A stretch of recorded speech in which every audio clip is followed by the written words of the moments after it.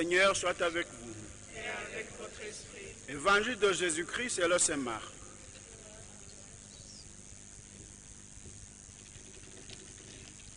Jésus traversait la Galilée avec ses disciples. Il ne voulait pas qu'on le sache, car il les instruisait en disant: le Fils de l'homme est livré aux mains des hommes, ils le tueront, et 3 jours après sa mort, il ressuscitera. Mais les disciples ne comprenaient pas ces paroles et ils avaient peur de l'interroger. Ils arrivèrent à Capharnaüm et une fois à la maison, Jésus leur demandait: de quoi discutiez-vous en chemin? Ils se taisaient, car sur la route, ils avaient discuté entre eux pour savoir qui était le plus grand. Ce temps-ci, Jésus appela les 12 et leur dit: si quelqu'un veut être le premier, qu'il soit le dernier de tout, qu'il soit le dernier de tous et le serviteur de tous. Prenant alors un enfant, il le plaça au milieu d'eux, l'embrassa et leur dit: celui qui accueille en mon nom un enfant comme celui-ci, c'est moi qui l'accueille. Et celui qui m'accueille ne m'accueille pas moi, mais celui qui m'a envoyé.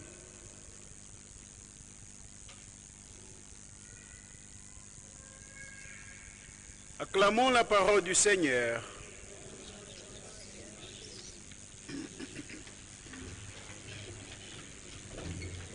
Frères et sœurs,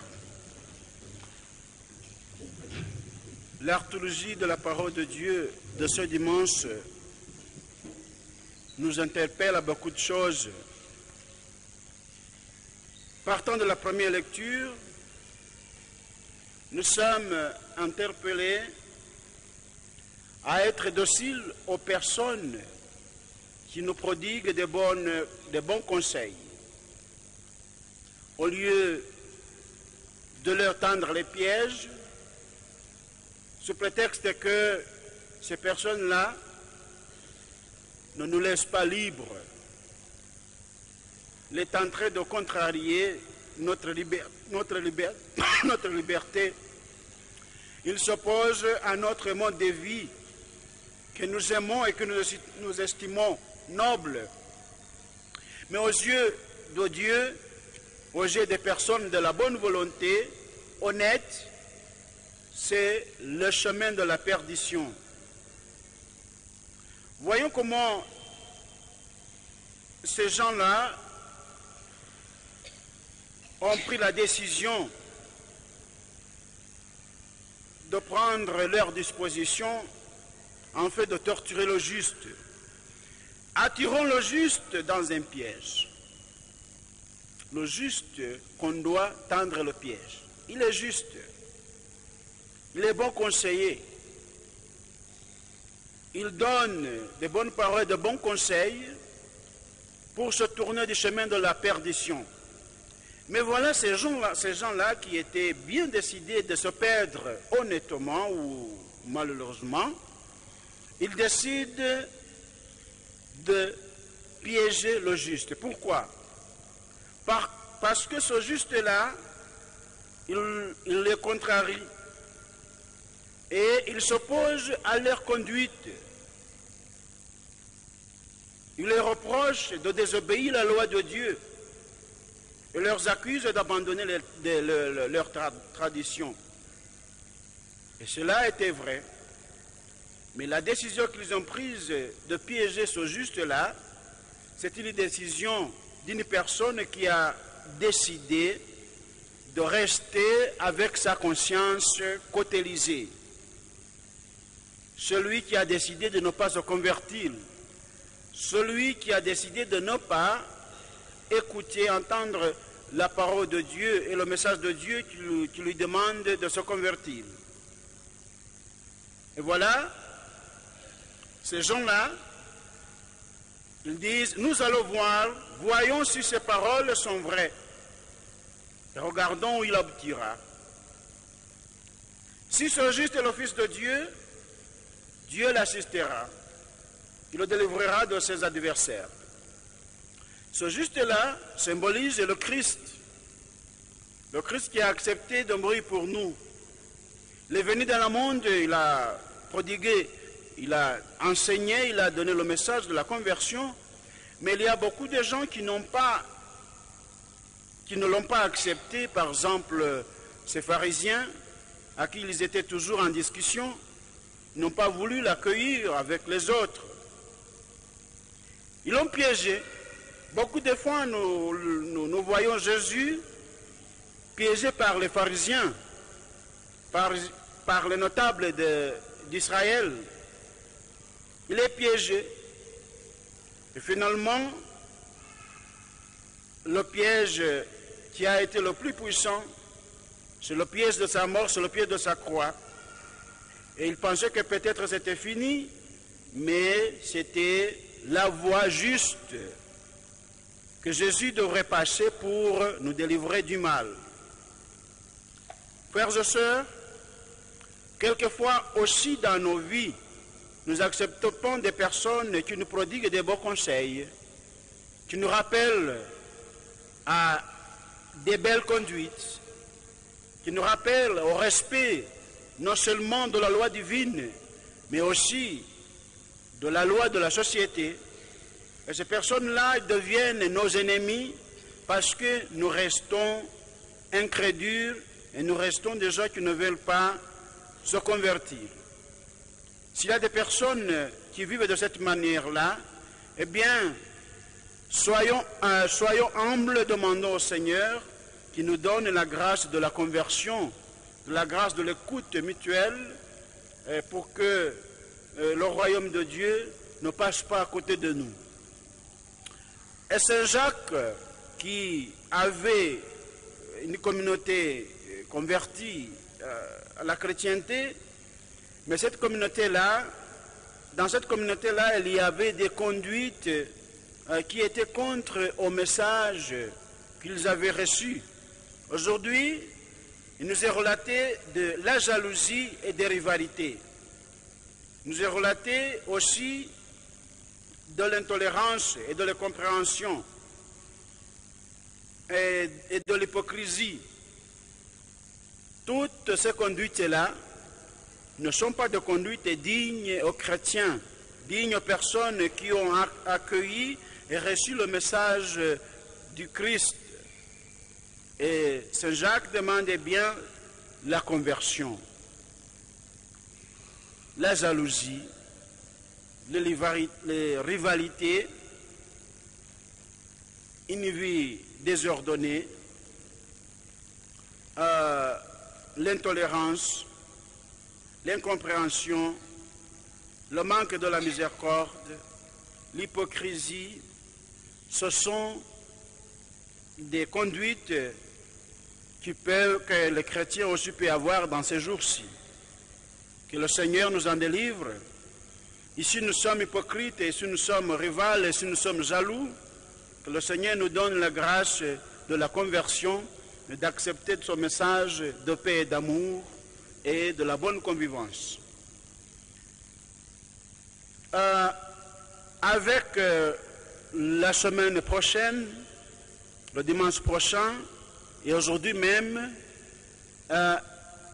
l'évangile qui nous est présenté, qui nous est proclamé pour notre méditation, c'est l'évangile de Saint Marc, qui correspond, en bref, au discours ecclésiastique de l'évangile selon Saint Matthieu, que nous lisons au chapitre 18, du 1er verset au 35e. Cet enseignement porte sur la manière dont les disciples doivent se comporter les uns à l'égard des autres dans la communauté chrétienne. Le fondement de cette conduite est la foi au Christ et la foi au Messie crucifié, et ressuscité. Tu as ouvert la seule voie de salut sur laquelle il faut marcher pour avoir avec lui la vie auprès du Père, la vie éternelle. L'évangile qui nous est proclamé aujourd'hui, l'évangile de Saint Marc, au chapitre 9, à son verset 30e jusqu'au 37e, eh bien c'est la deuxième annonce de la passion, de sa passion. Il annonce à qui? À ses disciples. Et c'est aussi un appel à l'humilité. Et cette humilité-là nous aidera à trouver ou à récupérer beaucoup d'âmes qui sont perdues dans ce monde. Ce message contredit radicalement la pensée humaine. Le traduire dans la conduite concrète de la vie va à l'encontre des lois et des mœurs de ce monde. Ceux-là même qui croient au Christ admettent difficilement qu'il ait dû connaître un tel abaissement et surtout que leur conduite personnelle doivent s'inspirer de principes tellement opposés aux valeurs qui régissent la société ambiante. Les disciples avaient discuté de qui sera le plus grand entre eux. Jésus, les écoutant attentivement et faisant semblant qu'il n'a pas écouté, arrivé à Capharnaüm, une fois à la maison, il allait interpeller, leur demander de quoi discutiez-vous en chemin. Elle se taisait parce que sur la route ils avaient discuté entre eux pour savoir qui était le plus grand. C'est toujours le danger de la personne humaine, le désir d'être le plus grand, le supérieur, le puissant. Ce désir-là peut arriver à ce que ta volonté ou bien ta personne peut être sacrifiée au détriment des vies des autres. Tu peux maltraiter les autres, tu peux les renier, et le seul but c'est d'être le plus grand que ces personnes-là. Jésus savait bien ce danger-là. Ce danger qui commençait à naître dans le cœur de ses disciples, le plus grand. Parce que probablement, et c'est ce que l'Écriture nous dit, il ne nous avait pas attendu jusqu'à maintenant que Jésus était le plus grand. Même s'il était le plus grand, il était aussi le serviteur de tous. Cela le montrera quand il va mourir sur la croix, pour que tout le monde ait la vie, et cette vie-là soit abondante dans leur cœur. C'est ainsi donc que Jésus appela les 12 et leur dit, si quelqu'un veut être le premier, donc s'il veut être le plus grand, qu'il soit le dernier de tous, et qu'il soit le serviteur de tous. Eh bien, pour des personnes orgueilleuses, ce discours vraiment ne colle pas bien. Parce que si je veux être le premier, eh bien, je dois mépriser les autres. Les autres doivent être en dessus de moi, et je dois les écraser, en fait qu'ils attendent ma puissance, qu'ils écoutent qui je suis. C'est un discours difficile à avaler et à digérer dans ce moment-là, même aujourd'hui. Comme Jésus avait bien découvert qu'il ne voulait pas digérer ce discours, et voilà qu'il prend un enfant, il le plaça au milieu d'eux, l'embrassa, un signe d'amour. Et après, il affirma, celui qui accueille celui-ci en mon nom, eh bien, il ne m'accueille pas moi, sinon celui qui m'a envoyé. Eh bien, nous sommes des chrétiens. Nous essayons de suivre ces pas. Mais où est-ce que nous voulons arriver? Au Père, le Créateur du ciel et du monde.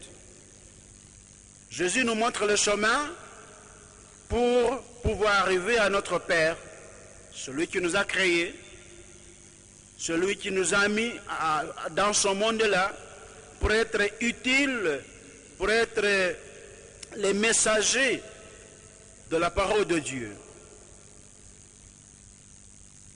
Cette affirmation de Jésus, eh bien, c'est une affirmation digne de cette personne-là qui a cru, de cette personne-là qui a accueilli la parole de Dieu, de cette personne-là qui a accepté de se convertir. Frères et sœurs, le message de cet évangile pour la société actuelle est très difficile à avaler parce que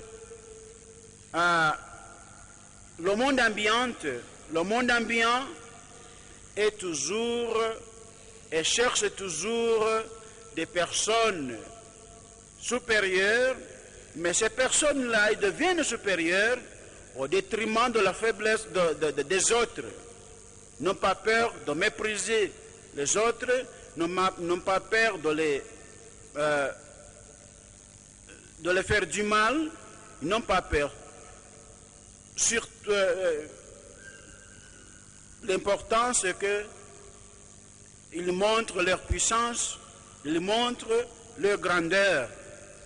Et comme cet empereur romain, je pense que c'est Néron, qui avait affirmé donc dans son empereur, dans son empire, parce qu'il maltraitait les gens, et on lui demandait pourquoi tu maltraites les gens, et comment tu vas diriger des personnes déjà que tu es en train de persécuter, que tu es en train de tuer. Eh bien, il lui dit qu'ils me haïssent pourvu qu'ils me craignent. C'est ça le principe des personnes qui veulent être le plus grand. Mais pour nous les chrétiens, ce n'est pas la conduite que nous devons avoir. Celui qui veut être le plus grand, qui veut être le premier, il doit être marqué par l'esprit de service. Servir les autres et surtout servir les plus marginalisés de ce monde. Jésus nous a donné un exemple. Il a accepté de donner sa vie pour nous. Il nous a servi par sa vie. Il est mort pour nous. Il est ressuscité pour nous garantir la vie éternelle. Alors, nous sommes appelés à le suivre et de l'emboîter. Donc la foi, c'est une seule arme qui a une valeur prophétique que nous devons utiliser. L'expérience devrait pourtant montrer que la prétendue folie évangélique est une suprême sagesse. Cette folie-là, celui qui essaie de suivre l'évangile, eh bien, il est considéré avec les autres comme une personne folle. Une personne qui a perdu la tête, une personne qui a perdu tout le contrôle. Mais l'expérience nous montre que cette sagesse est la plus importante de ce monde. La convoitise, l'intolérance, la jalousie, l'asservissement aux instincts humains de possession et de domination ont toujours engendré des guerres et des conflits larvés ou déclarés, non seulement dans le monde, mais jusque dans les communautés chrétiennes et dans l'Église, jusque même dans nos familles. Et les fruits de la paix mûrissent lentement, mais sûrement, lorsque chacun, au lieu de chercher à dominer les autres, se fait l'humble serviteur de tous. La communauté chrétienne, l'Église servante et pauvre doivent donner au monde une image de la cité d'en haut.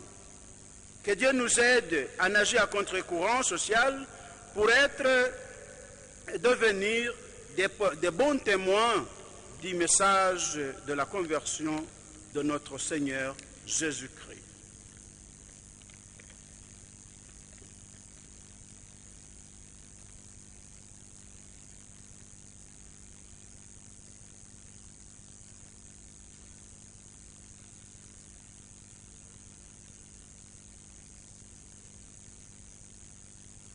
Maintenant, c'est le moment de proclamer notre foi.